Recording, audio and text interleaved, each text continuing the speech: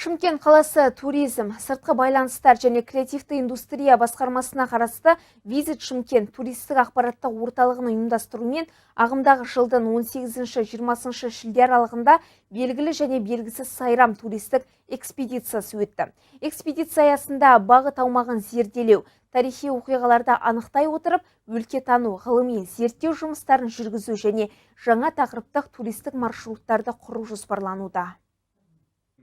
Сайрам көптеген көне аңыздар мен құнды жәдігерлері бар қала мәдениетінің ең ірі ескерткіші.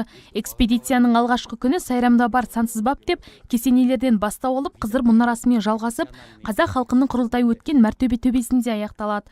3 күнге жалғасқан экспедиция жайлы спикерлер толық түсіндірме жасады. Айтуларынша, экспедицияның 2-ші күні археология мен тарихқа арнап, алғашқы объект ретінде Қарахандиттер дәуіріндегі Жамахат мешіті таңдалған. Көптеген өзекті көкейкесті мәселелер көтерілді деп ойлаймын. Және осы кешегі атқарылған жұмыстар маңызды деп ойлаймын. Яғни бұл жаңда шешілмей жатқан түйіні бар және шешілуге алғышарт жасады деп айтсақ болады.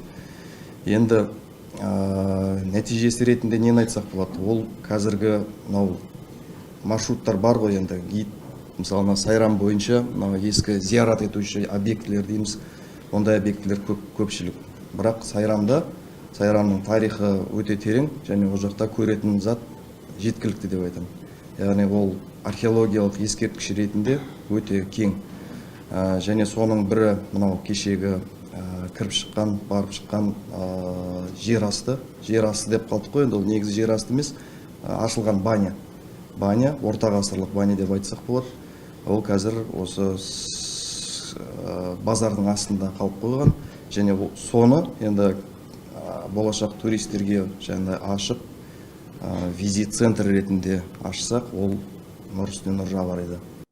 Сондай-ақ аңыз бойынша Арыстан баптың Ахмет Яссауиге аманаты құрманы берген хан көпірімен танысып, ары қарай Сайрамдағы тарихи өлкетану музейінде орналасқан экспонаттарға шолу жасалған.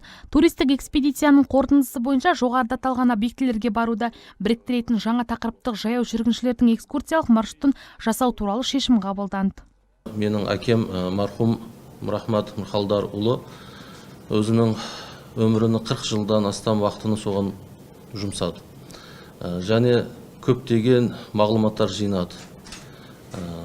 40-қа жуық шығармаларда, тарихи еңбектерінде, кітаптарында осы Сайрам, Исбиджаб, Шымкент және соның төңірегіндегі қалалардың тарихын ашу, Ұлы Жібек жолындағы Сайрамның белгілі болғандығын көрсету мақсатында, және Сайрам жеріндегі орналасқан мұражайды жинақтау, оны бір қалыпқа келтіру, бүкіл экспонаттарды туралы мәліметтерді топтастыру үшін өте көп еңбектер жасады.